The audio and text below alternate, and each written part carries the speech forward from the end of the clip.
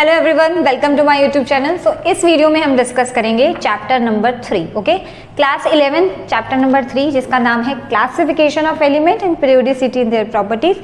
Chapter के अंदर बहुत सारे एक्सेप्शंस हैं, मतलब बहुत सारे। तो आज की वीडियो में हम वो सारे एक्सेप्शंस जो हैं बहुत ईजी वे में लर्न करने वाले हैं। मेरी कोशिश रहेगी कि मैं सारे के सारे या मैक्सिमम एक्सेप्शंस इसमें कवर करने की कोशिश करूं और इजी वे में करने की कोशिश करूं कि आपको समझने में भी आसानी रहे और बार बार आपको रिवाइज ना करना पड़े, एक बार समझ के आपको याद हो जाए। ओके ना, अच्छा, क्योंकि ये एक्सेप्शंस बहुत इंपॉर्टेंट हैं तो there are very very high chances, मतलब गारंटी मान लीजिए कि इसमें से पक्का कोई ना कोई क्वेश्चन आपके आप पास आएगा, मतलब एग्जाम में। अब चाहे आप ये अपने स्कूल के एग्जाम दे रहे हैं या फिर आप कोई एंट्रेंस दे रहे हैं, एंट्रेंस के लिए भी ये क्वेश्चन एक्सट्रीमली इंपॉर्टेंट है।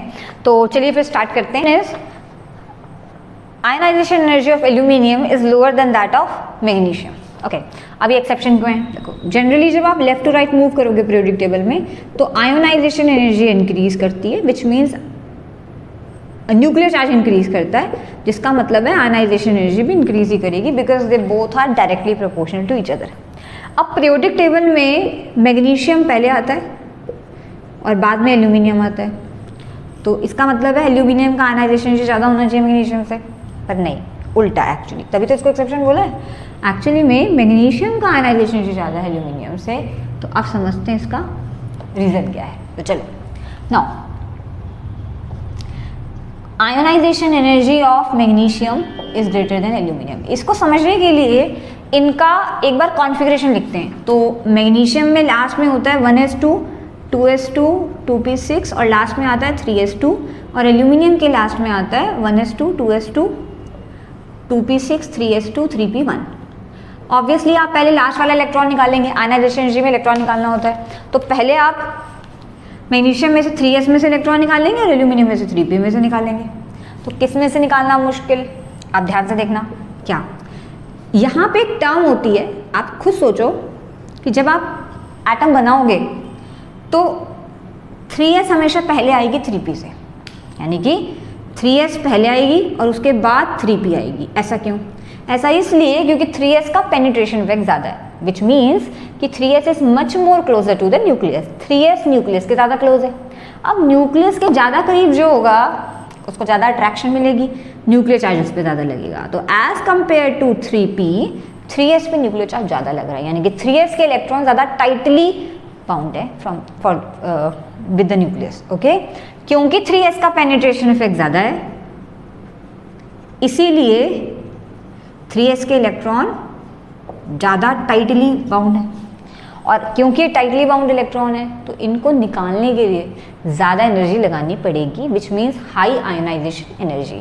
तो द आंसर इज 3s का पेनिट्रेशन इफेक्ट ज़्यादा है 3p से, 3s is much more closer to the nucleus, which means कि इसके इलेक्ट्रॉन ज़्यादा टाइटली बाउंड है और ज़्यादा आयोनाइजेशन एनर्जी लगानी पड़ेगी। तो पेनिट्रेशन इफेक्ट 3s का ज़्यादा 3p से, एंड सिंपल भाषा में बोले तो ionisation energy is directly proportional to penetration effect.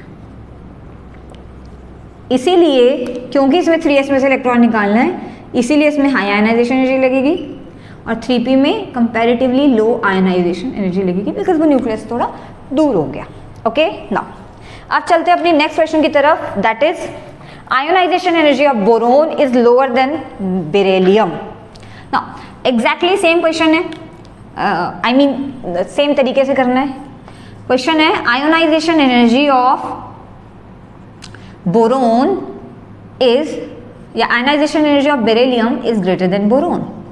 अब अगर आप पीरियोडिक टेबल में देखें तो पीरियोडिक टेबल में पहले बेरिलियम आता है और फिर बोरोन आता है, जिसका मतलब ये हुआ कि क्योंकि इस तरफ आयोनाइजेशन एनर्जी इंक्रीज कर रही है तो बोरोन की ज़्यादा होनी चाहिए, बट एक्चुअली ऐसा नहीं है, बोरोन की आयोनाइजेशन एनर्जी कम है, यानी कि ये ट्रेंड ऐसे है, और इसी की एक्सप्लेनेशन हम यहाँ पे पढ़ रहे हैं। ठीक है, बेरिलियम का कॉन्फ़िगरेशन लिखिए, इलेक्ट्रॉनिक कॉन्फ़िगरेशन। बेरिलियम के लास्ट में आता है 2s2 और बोरोन के लास्ट में आता है 2p1। आप समझ ही गए क्या करना है, क्योंकि पेनिट्रेशन इफेक्ट 2s का ज़्यादा है एज कम्पेयर टू 2p, इसीलिए इसकी आयनाइजेशन एनर्जी ज़्यादा होगी। जस्ट ऊपर वाला आंसर ही है, बस उसमें 3s 3p को कंपेयर कर रहे हैं, यहाँ पे 2s और 2p को कंपेयर कर रहे हैं, तो सेम रीज़न यहाँ पे भी आएगा, because of the penetration effect, which is the 2s has higher penetration effect as compared to 2p and greater the penetration effect greater will be the ionisation energy. बिल्कुल same है, बस shell का फर्क है। क्वेश्चन हमारे पास है the ionisation energy of nitrogen is greater than that of oxygen. Question है ionisation energy of nitrogen is greater than oxygen. अब पहले ये समझते हैं कि क्या ये एक्सेप्शन है और अगर है तो कैसे। तो देखिए, जैसे मैंने आपको पहले बताया, left to right ionisation energy increase करती है, और अगर आप नाइट्रोजन और ऑक्सीजन का पोजीशन देखें तो पहले नाइट्रोजन आता है फिर ऑक्सीजन आता है, विच मीन्स ऑक्सीजन का आयोनाइजेशन एनर्जी ज़्यादा होना चाहिए, पर ऐसा नहीं है। एक्चुअली में नाइट्रोजन का आयोनाइजेशन एनर्जी ऑक्सीजन से ज़्यादा है, और ये इसीलिए ये बन गया एक्सेप्शन। तो कैसे करें इसे?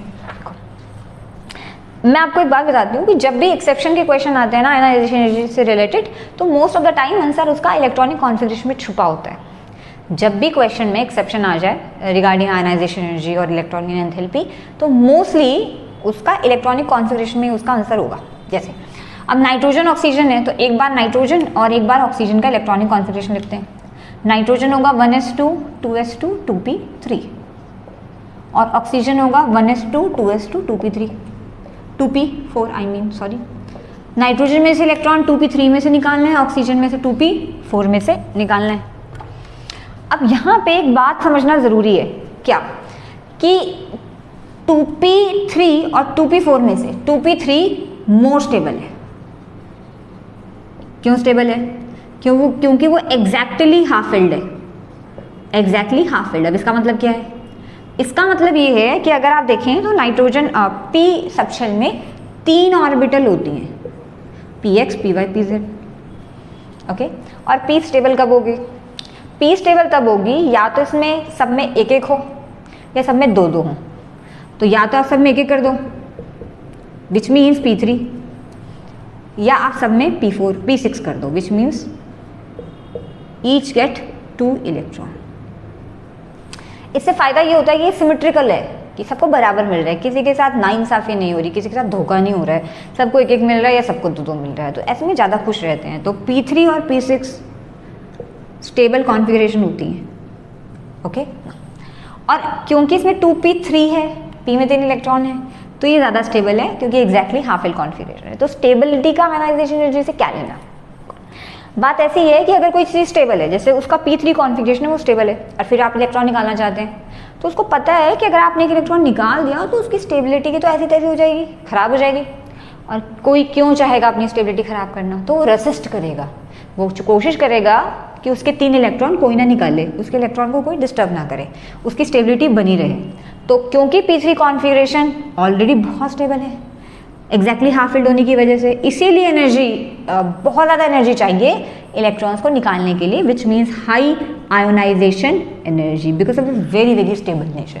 केमिस्ट्री में जो चीज़ स्टेबल हो जाती है उसको ना इलेक्ट्रॉन देना है ना लेना है, उसको कोई मतलब नहीं है किसी से, वो चुपचाप बैठ के कोने में बैठ के पार्टी एंजॉय करना चाहते हैं, ना लॉस ना गेन। बट अगर आप ज़बरदस्ती इलेक्ट्रॉन निकाल रहे हो तो एनर्जी लगानी पड़ेगी, बहुत ज़्यादा लगानी पड़ेगी। अब 2p4 जो है वो इतना स्टेबल नहीं है, मतलब है ही नहीं स्टेबल, तो इसमें से इलेक्ट्रॉन निकालना बहुत आसान है, यानी कि लो आयोनाइजेशन एनर्जी। तो एक्चुअली बात यहाँ छुपी थी, यहाँ नहीं। नाउ नेक्स्ट क्वेश्चन हमारे पास है the ionisation energy of noble gases is highest. See, मैंने आपको अभी बताया कि अगर कोई चीज़ स्टेबल है तो उसकी आयोनाइजेशन एनर्जी बहुत ज़्यादा होगी, क्योंकि वो इलेक्ट्रॉन लॉस नहीं करना चाहती, एक्चुअली वो गेन भी नहीं करना चाहती। जो स्टेबल हो गया वो खुश है अपनी दुनिया में, उसको लेना देने से कोई मतलब नहीं है। तो चाहे आप इलेक्ट्रॉन निकालना चाहते हैं या आप इलेक्ट्रॉन ऐड करना चाहते हैं, दोनों ही काम बहुत मुश्किल हैं, बहुत ज़्यादा एनर्जी की रिक्वायरमेंट होने वाली है। तो अगला टॉपिक भी हमारा, अगला क्वेश्चन भी सेम ही है, ionisation energy of noble gases is highest. See, noble gases की अगर बात करें तो नोबल गैसेस जो होते हैं उनका ऑक्टेट कंप्लीट होता है, पहले से ही जानते हैं, वो ऑलरेडी बहुत स्टेबल है, क्योंकि नोबल गैसेस का जनरल कॉन्फ़िगरेशन होता है NS2 NP6, तो दे ऑलरेडी आर स्टेबल, ये पहले से ही स्टेबल हैं। और आप ये भी कह सकते हो कि P6 है, तो P6 जब होगा तो मैंने आपको अभी बताया कि P3 और P6 दोनों ही बहुत स्टेबल हैं, तो क्योंकि इसमें ऑलरेडी ऑक्टेट कंप्लीट है यानी कि ये स्टेबल हैं, तो इसीलिए स्टेबल में से इलेक्ट्रॉन निकालना तो मुश्किल है। तो since they have already complete octet, they are highly stable, इसलिए very high amount of ionisation is required to remove electron, यानी कि very high ionisation energy. Okay? Now, okay. So the next question is the second electron gain enthalpy of oxygen is positive. Now, इसका मतलब क्या है? इसका मतलब समझने से पहले ये समझते हैं कि इलेक्ट्रॉन गेन एंथैल्पी होती क्या है। देखिए, जब आप किसी एटम को, भोले भाले एटम को इलेक्ट्रॉन देते हैं, नया इलेक्ट्रॉन देते हैं, तो क्या होता है? हमारे एटम के पास न्यूक्लियस है जो पॉजिटिव है और नया इलेक्ट्रॉन खुद नेगेटिव है, तो इस प्लस और माइनस यानी कि पॉजिटिव और नेगेटिव के बीच में अट्रैक्शन हो जाती है। इस अट्रैक्शन में कुछ एनर्जी रिलीज होती है और जितनी एनर्जी रिलीज होती है वही कहलाती है इलेक्ट्रॉन गेन एंथैल्पी। सही है बात? पर ना आप ऐसे समझो कि कई बार हमारा एटम इलेक्ट्रॉन लेना ही नहीं चाहता कि नहीं चाहिए मुझको, जबरदस्ती क्यों दे रहे हो। उस केस में रिपल्शन भी हो जाती है और रिपल्शन की वजह से एनर्जी रिलीज नहीं होती, इनफैक्ट लगानी पड़ती है और इसीलिए इलेक्ट्रॉन गेन एंथैल्पी जो है वो पॉजिटिव हो जाती है। ओके, अब यहाँ पे ये समझना ज़रूरी है कि जब एनर्जी रिलीज हो रही है तो उसको बोलेंगे नेगेटिव है वैल्यू, यानी कि इसका डेल्टा एच नेगेटिव है। और अगर अट्रैक्शन नहीं है, वो नहीं लेना चाहता इलेक्ट्रॉन, जबरदस्ती दे रहे हो आप, रिपल्शन है, तो रिपल्शन में एनर्जी रिलीज नहीं होगी बल्कि लगानी पड़ेगी, रिक्वायर्ड होगी। इसीलिए डेल्टा एच नेगेटिव की जगह पॉजिटिव हो जाएगा। यही काम होता है ऑक्सीजन के साथ। ऑक्सीजन का क्या सीन है, जब आप ऑक्सीजन को पहला इलेक्ट्रॉन देते हो, तो ऑक्सीजन एटम है, जब आपने उसको पहला इलेक्ट्रॉन दिया तो उसने चुपचाप ले लिया, O- बना दिया। अब एक इलेक्ट्रॉन गेन करने के बाद ये कन्वर्ट हो जाता है एनायन में। पर जब आप इसे दूसरा इलेक्ट्रॉन देते हैं, जब आप इसे सेकंड इलेक्ट्रॉन दे रहे हैं, सेकंड इलेक्ट्रॉन नहीं है, 2 इलेक्ट्रॉन ही दे रहे हैं, सेकंड इलेक्ट्रॉन दे रहे हैं, जब आप सेकंड इलेक्ट्रॉन देते हैं तो वो एनायन बन चुका होता है, यानी कि वो नेगेटिव है। आप कोई भी नेगेटिव चीज़ क्या इलेक्ट्रॉन को अट्रैक्ट करेगी? कभी भी नहीं करेगी, क्योंकि ये खुद एनायन बन गया, नेगेटिव बन गया, तो ये हमारे इलेक्ट्रॉन को क्या करेगा? Repel.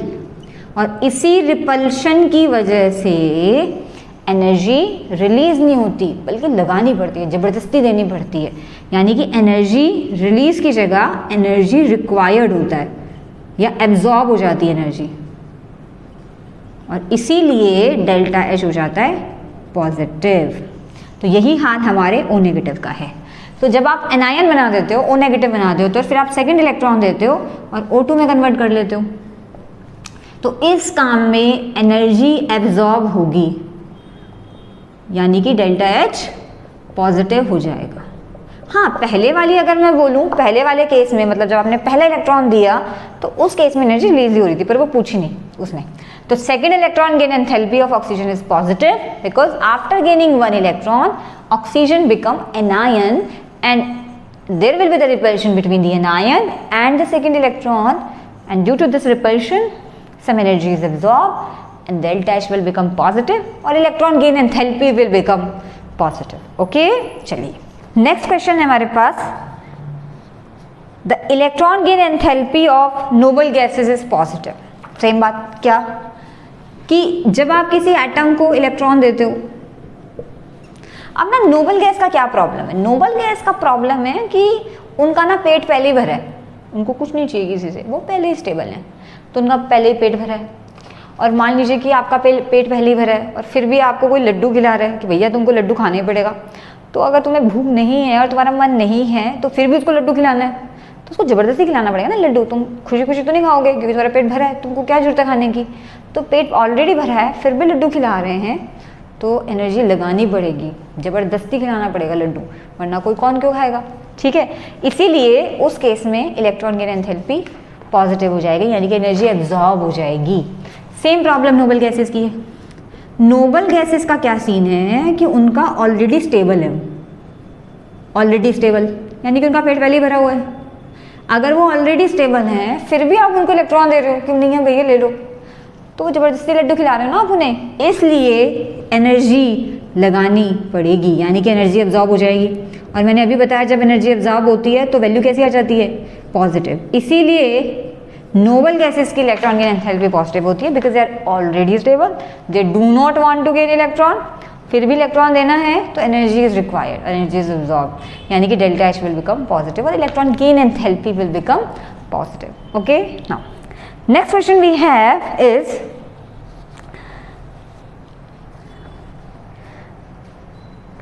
The halogen have most negative electron gain enthalpy. Halogens की most negative electron gain enthalpy है, विच मीन्स कि बहुत ज़्यादा एनर्जी रिलीज होती है जब हैलोजन इलेक्ट्रॉन को गेन करते हैं। देखो हैलोजन का क्या सीन है, हैलोजन के पास पहले से ही 7 इलेक्ट्रॉन है, हैलोजन के पास पहले से ही 7 इलेक्ट्रॉन है, यानी कि सिर्फ इनको एक चाहिए। अगर कोई इन्हें एक इलेक्ट्रॉन दे दे तो इनका तो काम पूरा हो जाएगा, ये इनको तो मोक्ष मिल जाएगा, ये स्टेबल हो जाएंगे, है ना। हैलोजन को सिर्फ एक इलेक्ट्रॉन की ज़रूरत है, इसलिए इनकी बहुत ज़्यादा टेंडेंसी है कि कोई इनको एक इलेक्ट्रॉन दे दे और इनको स्टेबलाइज कर दे, स्टेबल बना दे। इसीलिए जब 1 इलेक्ट्रॉन आप एंटर करते हो तो ये बहुत क्विकली उसको कैच कर लेते हैं, बहुत हाई एनर्जी रिलीज होती है, बहुत क्विकली उसको कैच कर देते हैं, जिसकी वजह से इनका डेल्टा एच जो है वो हाईली नेगेटिव हो जाता है। देखो सिंपल सी बात है, इलेक्ट्रॉन की एंथैल्पी का बहुत सिंपल सा फंडा है। क्या, अगर इलेक्ट्रॉन वो लेना चाहता है, बहुत ईगरली लेना चाहता है, उनको बड़ा मन है इलेक्ट्रॉन लेने का, यानी कि उसको ज़रूरत है इलेक्ट्रॉन की, फिर आप इलेक्ट्रॉन दे रहे हैं, तो इलेक्ट्रॉन की एंथैल्पी उतनी नेगेटिव होती है। पर अगर उसको ज़रूरत नहीं है, उसका पेट भरा है, फिर भी आप लड्डू खिला रहे हैं, तो इलेक्ट्रॉन की एंथैल्पी पॉजिटिव हो जाती है। ठीक है, तो हैलोजन ऑलरेडी 7 इलेक्ट्रॉन है, सिर्फ एक इलेक्ट्रॉन की ज़रूरत है, हाई टेंडेंसी है इलेक्ट्रॉन को गेन करने की, high tendency to accept electron, और इसी हाई टेंडेंसी की वजह से इनका इलेक्ट्रॉन गेन एंथैल्पी नेगेटिव हो जाता है, यानी कि एनर्जी बहुत ज़्यादा रिलीज हो जाती है। Okay, now next question we have is the electron gain enthalpy of chlorine is greater than fluorine. Okay, now अब बात क्या है, बात यह है कि जब आप एक लेफ्ट टू राइट मूव करेंगे तो न्यूक्लियर चार्ज इंक्रीज करेगा और electron gain enthalpy will become more negative. अच्छा, डाउन द ग्रुप का ट्रेंड देखना है हमने, सॉरी, जब आप डाउन द ग्रुप मूव करेंगे तो जैसे पहले आएगा फ्लोरीन, फिर आएगा क्लोरीन, फिर ब्रोमीन और फिर आयोडीन, और भी एलिमेंट आते हैं, मैं इतना ही लिख रही हूँ। तो जब आप डाउन द ग्रुप मूव करते हैं तो न्यूक्लियर चार्ज इंक्रीज करता है और electron gain enthalpy less negative हो जाती है, मतलब कम रिलीज होती है एनर्जी।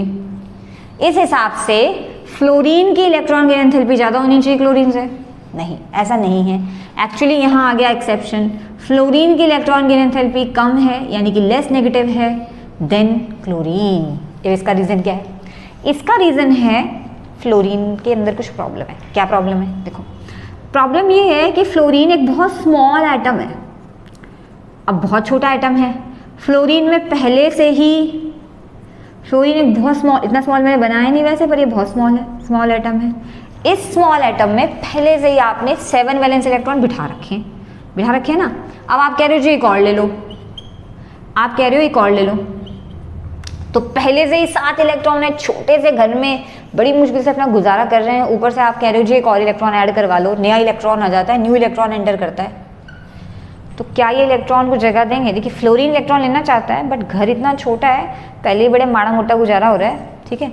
तो क्योंकि एटम बहुत छोटा है, ऑलरेडी 7 इलेक्ट्रॉन है, तो नए इलेक्ट्रॉन को इतनी जगह नहीं मिलती, यानी कि जो पहले से इलेक्ट्रॉन बैठे हैं वो उसको रिपेल मारते हैं कि भैया हमको जगह नहीं मिल रही, तुम कहाँ आ रहे हो, ठीक है। तो इसीलिए ये जो इलेक्ट्रॉन है वैलेंस इलेक्ट्रॉन, ये नए वाले इलेक्ट्रॉन को रिपेल करते हैं, यानी कि यहाँ पे हो जाती है रिपल्शन, क्योंकि घर बहुत छोटा है, और इस रिपल्शन की वजह से एनर्जी इतनी रिलीज नहीं होती जितनी होनी चाहिए, यानी कि लेस एनर्जी रिलीज। और जब एनर्जी कम रिलीज होगी तो इलेक्ट्रॉन गेन एंथैल्पी कम हो जाएगी, यानी कि therefore electron gain enthalpy less negative, इसीलिए थोड़ी कम हो जाती है, इतनी नहीं रहती, और इतनी कम हो जाती है कि फ्लोरीन से तो कम ही है। क्लोरीन में ऐसी दिक्कत नहीं है। क्यों दिक्कत नहीं है? क्योंकि फ्लोरीन का घर बहुत बड़ा है, दिल भी बहुत बड़ा है, एक नया इलेक्ट्रॉन आता है तो आ जाए, हम एडजस्ट कर लेंगे, घर में बहुत जगह है, इसलिए क्लोरीन में ऐसी प्रॉब्लम नहीं आती, सिर्फ फ्लोरीन में आती है। नेक्स्ट क्वेश्चन इज, अच्छा ये क्वेश्चन एग्जैक्टली फ्लोरीन क्लोरीन वाले क्वेश्चन से रिलेटेड है, तो मैं इसको यहीं पे कवर कर रही हूँ। क्वेश्चन है the electron gain enthalpy of sulphur is greater than oxygen. अब सेम प्रॉब्लम है, क्या? जब आप ऑक्सीजन फैमिली में मूव करते हो तो oxygen, sulphur, cilium, tellurium, polonium, आपको लगेगा यार ऑक्सीजन की इलेक्ट्रॉन गेन एंथैल्पी तो ज़्यादा होनी चाहिए सल्फर से। ऐसा नहीं है, एक्चुअली सल्फर की इलेक्ट्रॉन गेन एंथैल्पी ज़्यादा है ऑक्सीजन से, तो ये भी एक एक्सेप्शन है। कैसे करेंगे? प्रॉब्लम ये है, मैं ऐसे लिख देती हूँ, ऑक्सीजन की इलेक्ट्रॉन गेन एंथैल्पी ज़्यादा है सल्फर से। अब प्रॉब्लम क्या है, प्रॉब्लम सेम है क्या, ऑक्सीजन एक छोटू सा एटम है, स्मॉल एटम है, पहले ही 7 इलेक्ट्रॉन है, उन्हें ही जगह नहीं मिल रही है, आप कह रहे हो जी एक और ले आओ, तो क्या वो नए इलेक्ट्रॉन को आने देंगे? हाँ, बहुत तगड़ी रिपल्शन करेंगे, उनको खुद को जगह नहीं मिल रही है, तो नए इलेक्ट्रॉन और वैलेंस इलेक्ट्रॉन के बीच में हो जाएगी रिपल्शन, और इस रिपल्शन की वजह से सेम प्रॉब्लम आएगी, इतनी एनर्जी रिलीज नहीं होगी जितनी होनी चाहिए, यानी कि electron gain enthalpy will become less negative, यानी कि डिक्रीजेस। तो अब विजेता कौन हुआ? सल्फर। तो सेम प्रॉब्लम है, फ्लोरीन और ऑक्सीजन दोनों में सेम प्रॉब्लम है, साइज बहुत छोटा है, इलेक्ट्रॉन इलेक्ट्रॉन रिपल्शन हो जाता है और दुर्भाग्यवश इतनी एनर्जी रिलीज नहीं होती और एनर्जी इनकी इलेक्ट्रॉन गेन एंथैल्पी डिक्रीज कर जाती है। नाउ या first statement is noble gases have large radii in their respective period. देखिए नोबल गैसेस का क्या सीन है, अब नोबल गैसेस ग्रुप 18 में आते हैं वैसे तो, ठीक है, और नोबल गैसेस जनरली बॉन्ड नहीं बनाते हैं, तो यानी कि मोनो एटॉमिक गैस होती हैं और इनके एटम्स के बीच में वीक फोर्स होती है जिसको आप बोलते हैं वैन डर वाल्स फोर्स। क्योंकि ये बहुत वीक फोर्स है इसीलिए weak van der Waals force. Okay, तो इनके बीच में जो रेडियाई बनता है, मतलब रेडियाई कैसे बनेगा, एक एटम के सेंटर से दूसरे एटम के सेंटर का हाफ, ये इनका रेडियाई बन जाएगा, ये रेडियाई हो जाएगा। नाउ अब इस रेडियाई को हम बोलते हैं van der Waals radii, R van der Waals इसको लिख लेते हैं, तो इनकी रेडियाई होती है वैन डर वाल्स रेडियाई। बाकी जो एलिमेंट हैं वो या तो कोवलेंट रेडियाई बनाते हैं या मेटालिक रेडियाई बनाते हैं, तो अगर आप इसको कोवलेंट रेडियाई से कंपेयर करते हैं तो कोवलेंट रेडियाई में आपके पास 2 एटम जब कोवलेंट बॉन्ड बनाते हैं तो एक एटम के सेंटर फिर दूसरे एटम के सेंटर का हाफ, इसको कोवलेंट रेडियाई कहते हैं, यानी कि आर कोवलेंट। और जैसा कि आप देख रहे हैं कि कोवलेंट रेडियस हमेशा छोटी होगी as compare to van der Waals radii. Okay, तो द थिंग इज कि ग्रुप 18 यानी कि नोबल गैसेस ये बॉन्ड तो बनाते नहीं है, तो इनमें वैन डर वाल्स फोर्सेज होती हैं, ठीक है, और आप van der Waals radii major करते हो क्योंकि इनके बीच में डिस्टेंस अट्रैक्शन कम है, जो एक वीक फोर्स है। बाकी लोग कोवलेंट रेडियाई बनाते हैं, मतलब ज्यादातर कोवलेंट बनाते हैं पी ब्लॉक में, तो बाकी लोग कोवलेंट रेडियाई बनाते हैं और कोवलेंट रेडियाई जो होती है बहुत छोटी होती है as compare to the van der Waals radii, इसीलिए हम ग्रुप 18 का साइज बड़ा हो जाता है। तो इसका आंसर होगा because in the noble gases we have a van der Waals radii which is larger than the covalent radii. This should be the answer. Okay, now the next statement is the size of anion is larger than the parent atom but the size of cation is smaller। यानी कि अगर आप radius देख रहे हैं अनायन का तो वो लार्ज होता है, किससे? पेरेंट एटम से।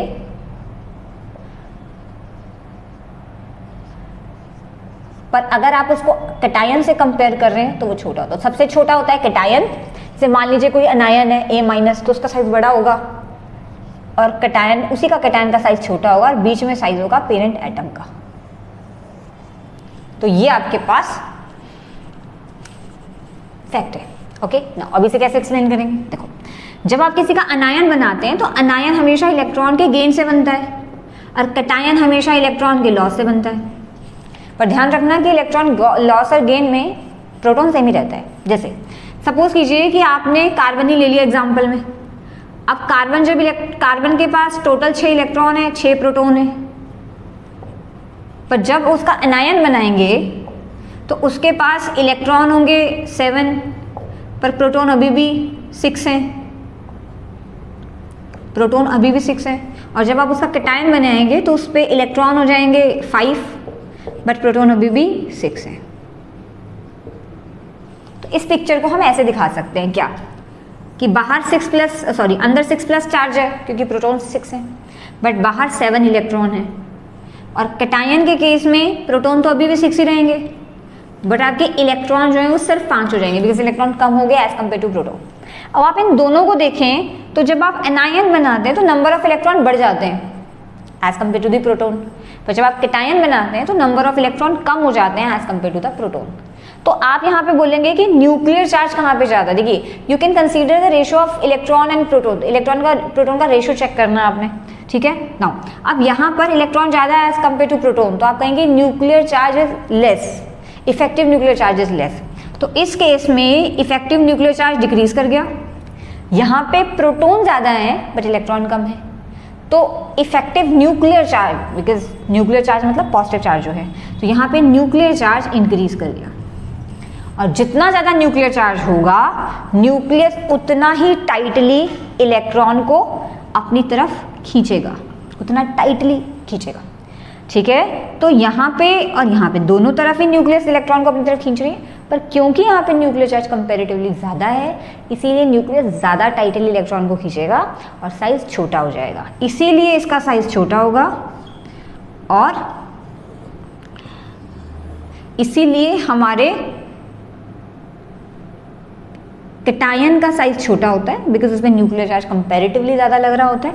ठीक है, और एनायन का साइज बड़ा होता है क्योंकि उस पर इलेक्ट्रॉन ज़्यादा हो जाते हैं, इससे न्यूक्लियर चार्ज कम हो जाता है और अब इतना टाइटली इलेक्ट्रॉन को होल्ड नहीं कर सकता, इसीलिए साइज थोड़ा बड़ा हो जाता है। ओके ना, इसी के साथ आपके सारे एक्सेप्शंस खत्म होते हैं। अब मैंने कोशिश की है सारे के सारे एक्सेप्शंस कवर कर दूं।